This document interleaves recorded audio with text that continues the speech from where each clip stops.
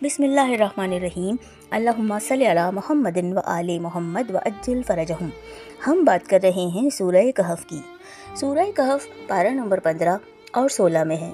رکوع اس میں 12، کل آیات 110، کلمات اس میں 1577، حروف اس میں 6360 ہیں۔ آیت نمبر 83 یعنی 83 کا ترجمہ یہ ہے کہ اور لوگ آپ سے ذوالقرنین کے بارے میں پوچھتے ہیں، کہہ دیجئے جلد ہی اس کا کچھ ذکر تمہیں سناؤں گا۔ ذوالقرنین 2 سینگوں والا کی وجہ تسمیہ یہ بات زیادہ تر قرین قیاس ہے کہ خسرو نے سیڈیا اور فارس دونوں بادشاہوں کو فتح کر لیا، اس لیے 2 سینگوں والا لقب ہو گیا، اور سینگ اس زمانے میں طاقت کی نشانی ہو سکتی ہے۔ تفسیر المیزان کے مطابق خسرو کا مجسمہ ماضی قریب میں مرغاب جنوب ایران میں دریافت ہوا۔ اس میں اس کے تاج میں بھی 2 سینگ تھے، ابھرے ہوئے نظر آتے ہیں، جس سے معلوم ہوا کہ اس بادشاہ کو ذوالقرنین کیوں کہا گیا۔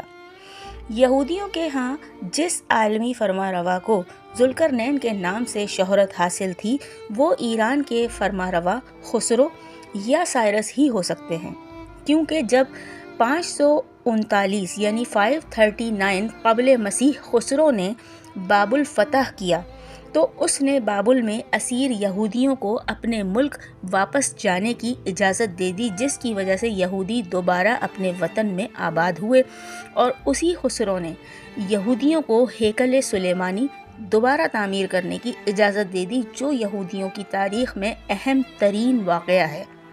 لہٰذا زیادہ امکان یہی ہے کہ ذوالقرنین سے مراد خسرو ہی ہے۔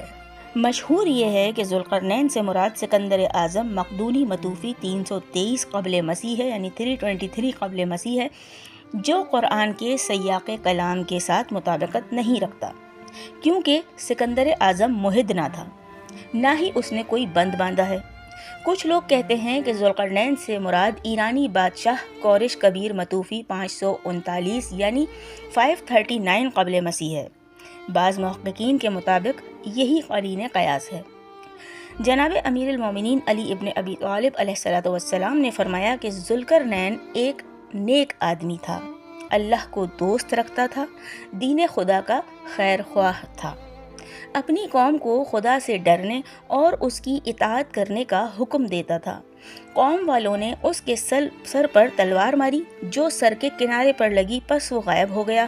پھر ظاہر ہوا تو قوم کو دین خدا کی طرف بلایا، قوم نے پھر سر پر تلوار ماری، اس لیے ان کو ذوالقرنین یعنی 2 زخموں والا کہا جاتا ہے۔ تم بھی اس کے جیسے بنو۔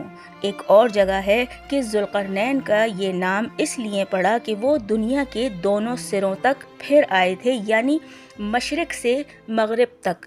بعض لوگوں نے ان کو سکندر اعظم کا لقب دیا ہے۔ ان کا نام ذوالقرنین اس لیے پڑا کہ ان کے سر کا تاج 2 سینگوں والا تھا اور ان کے 2 لمبے لمبے گیسو تھے۔ جی سامعین گرامی، یہ تھا سورہ کہف کی آیت نمبر 83 یعنی 83 کا ترجمہ۔ ویڈیو آپ کو پسند آئے تو اس کو لائک کیجیے گا، شیئر کیجیے گا، کمنٹ کر کے اپنی رائے سے آگاہ ضرور کیجیے گا، اور چینل کو سبسکرائب لازمی کیجیے گا۔ رمضان المبارک کا چاند نظر آ گیا ہے۔ رمضان المبارک کا آج پہلا روزہ ہے۔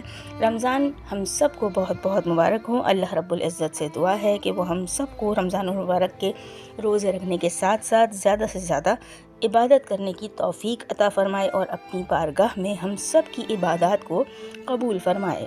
بہت جلد آپ سے پھر ملاقات ہوگی انشاءاللہ سورہ کہف کی مزید دوسری آیات کے ترجمے کے ساتھ۔ جب تک کے لیے اللہ نگہبان۔